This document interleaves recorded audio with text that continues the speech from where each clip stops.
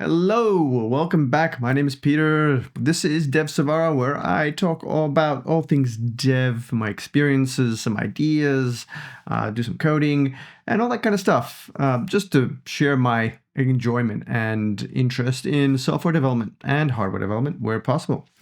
So today I do want to reflect on an experience I had at university, and that has kind of been true for my experiences since in most things. And the general idea is that you do your best when you're challenged, I guess, to the point where you know something is difficult but not impossible. If at any point you feel like something is impossible, I think unconsciously you kind of stop yourself from even going too far to try because you have this unconscious definition of something not being solvable. And what I actually found was, I guess, the first thing that happened in my second year of uni, the first year of uni, like I kind of kind of flip-flopped around. It was like so easy. I already knew the stuff. I did it in high school. I did it in my teens. I did it on my own. I just got a book. I started reading. I did linked lists. I did arrays, C programming, C++ programming, assembly programming, Pascal programming, Visual Basic, all this kind of stuff. I'm like, yeah, it's easy. I know how to do it. So the first year when I was like learning all these basic concepts again, it was really boring. I didn't really engage with the material. Some of the things that kept me interested were more along the lines of, some different data structures that may have appeared that I hadn't seen before, like trees, and their application to like search and graphs, things like that. Search, sort, it was like, oh wow, there's different ways of doing things. There's like optimizing things, there's the O notation, big O, I think it's big O notation, log measuring how you measure the performance of an algorithm. And then there was maths. In high school, I was scared of maths, right? So it was I did kind of like middle ground maths. I'm like, oh, I don't want to go to this like high end maths. I'm kind of scared of it. I'm not really that good at it. And again, you see that kind of unconscious. You set yourself up for what you're going to achieve by having certain beliefs. And instead of going to myself, well, instead of thinking that I am good at maths and I enjoy it and just doing it, which in a way I do now, right? I like maths. I'm like, I fell in love with it again. I want to learn more. But it's like, I don't have the time to, but I'd really like to because I know now that anything is possible to learn. And so I had this, foundation of, I'm not that good at maths for whatever reason. I don't really know what it is and why, but, I did the kind of middle ground maths. I did it all right. But then when I went to university and I started, going, oh, I've got to learn this complex maths. Like I have to do it because it's part of the curriculum. And I started doing it and doing it more and more. And I was just doing it. And I was like calculus and vectors and, complex derivations and all this kind of stuff. It's actually not that difficult. I was looking at uni, I was like, why? This was like the specialist high in maths that they had. Why didn't I just do it? Why didn't I go into physics and maths? It was like, I could actually do this stuff. But why didn't I do it? Maybe because I wanted it. I felt like it would be too hard.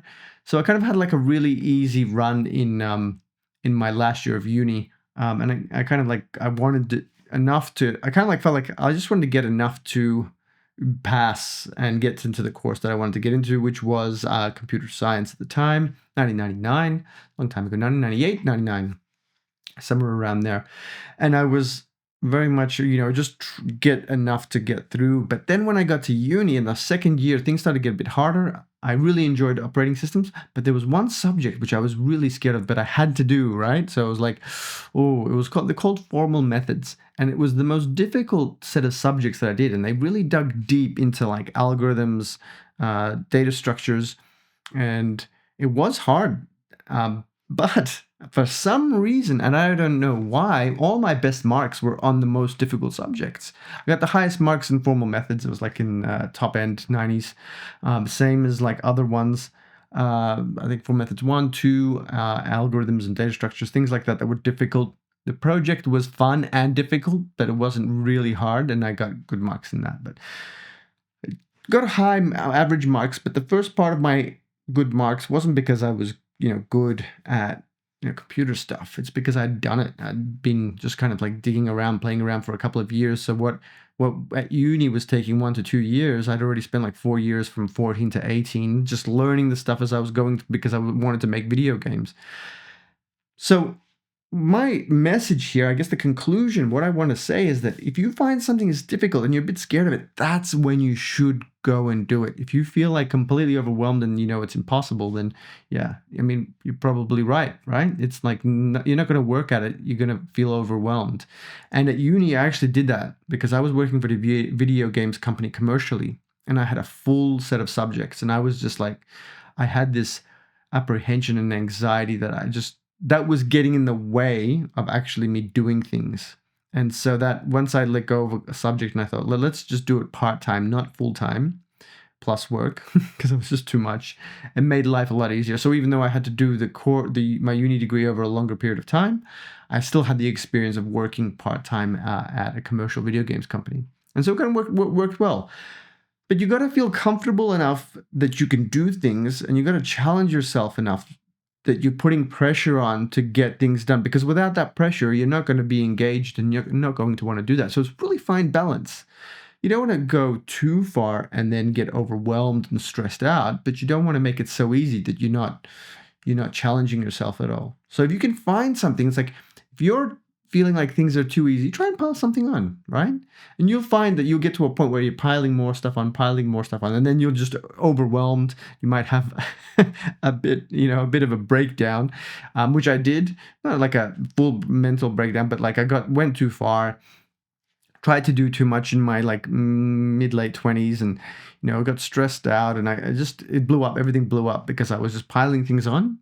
And then I couldn't deal with it, and it kind of blew up, and I had to deal with everything bit by bit. I had to go back to the start again, and then know my limits, right? But then when you push beyond your limits, your actual limits, it's an interesting one.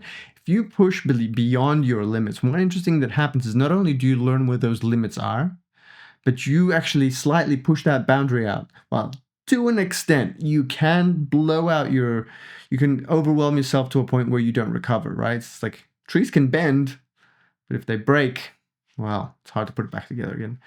So I've been fortunate that I've bent far enough that I didn't break, but kind of like grew back. So it was a challenge to do these subjects. It was a challenge to do a lot of things in my late 20s with work, video game development, running a business, all this kind of stuff. But at the end of the day, the more challenging it was, the more I learned and the more I got out of it, and the better I understood what it is that I can't do, and how to push myself to do good things.